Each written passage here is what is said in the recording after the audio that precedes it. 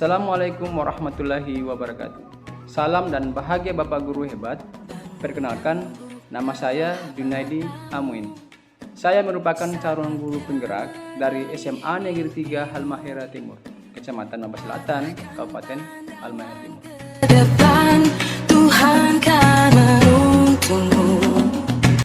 Ki Hajar Dewantara membedakan antara pengajaran dan pendidikan. Menurut Ki Hajar Dewantara, pengajaran merupakan proses memberikan pemahaman kepada peserta didik untuk memberikan ilmu agar peserta didik memiliki kecakapan dan keterampilan lahir dan batin. Sedangkan pendidikan menurut Ki Hajar Dewantara merupakan pemberian tuntunan kodrat kepada peserta didik untuk mencapai keselamatan dan kebahagiaan setinggi-tingginya baik sebagai individu maupun sebagai anggota masyarakat. Filosofi pendidikan Ki Hajar Dewantara. Prinsip pembelajaran Ki Hajar Dewantara mengacu pada Ingarso Sung Tulodo, di mana pendidikan harus menjadi teladan yang baik bagi peserta didik agar memiliki akhlak dan moral yang baik. Ing Madia Mangun Karso dan Tuturi Handayani, di mana pendidik senantiasa memberikan dorongan dan motivasi kepada peserta didik untuk menumbuh kembangkan bakat dan potensinya. Selain itu juga, pemikiran Ki Hajar Dewantara mengungkapkan bahwa pendidikan merupakan tempat yang baik untuk menjadikan manusia memiliki adab, sehingga pendidikan merupakan kunci untuk melahirkan manusia yang berkarakter dan menumbuhkan nilai kemanusiaan yang dapat diwariskan. Filosofi pemikiran Ki Hajar Dewantara menekankan melayani peserta didik dalam menumbuh kembangkan bakat dan potensi peserta didik. Pendidik harus mampu memahami apa yang menjadi kebutuhan peserta didik dan menuntunnya sesuai dengan kodratnya. Namun, pendidik juga harus mampu mengolah pembelajarannya menjadi lebih bermakna, menyenangkan, memerdekakan, dan berpusat pada murid.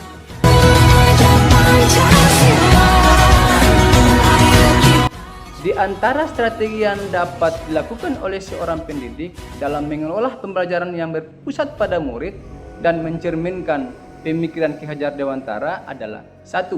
Seorang pendidik harus mampu mengenali peserta didiknya dengan baik.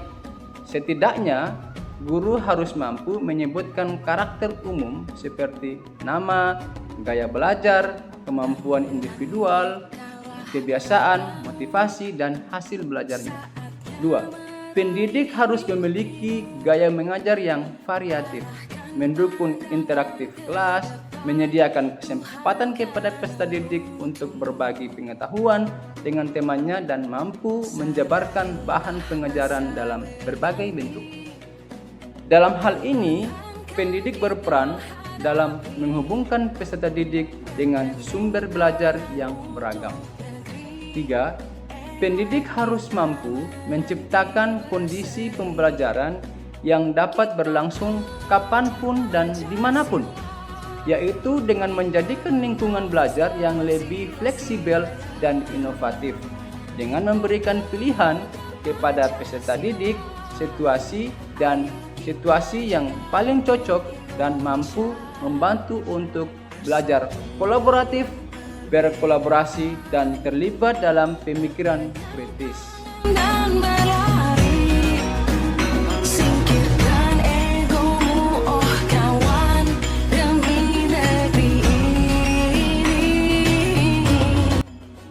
Maka dengan kekuatan sosio-kultural, kearifan lokal maupun budaya lokal, dapat diharapkan pembelajaran melahirkan karakter seperti gotong royong dan maupun kerjasama. Nah, di antaranya adalah dengan menggunakan metode diskusi, tutor sebaya, memberi kesempatan kepada peserta didik untuk berkolaborasi memecahkan masalah. Selain itu juga disesuaikan dengan karakteristik murid sesuai dengan tuntunan atau tuntutan zaman abad 21 yang segalanya menggunakan teknologi. Maka seyogianya pembelajaran juga berbasis teknologi yang inovatif sehingga peserta didik merasa senang, bahagia dalam belajar.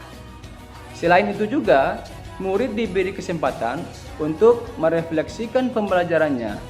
Hal apa yang disukai dalam pembelajaran ini dan hal apa yang belum atau masih kurang sehingga diperbaiki pada pembelajaran selanjutnya.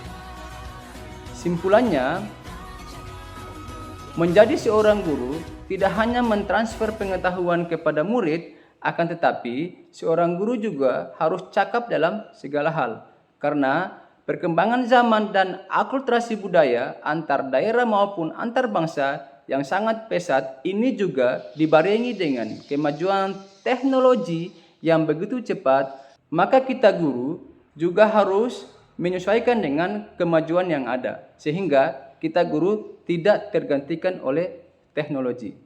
Ini sejalan dengan pemikiran Ki Hajar Dewantara.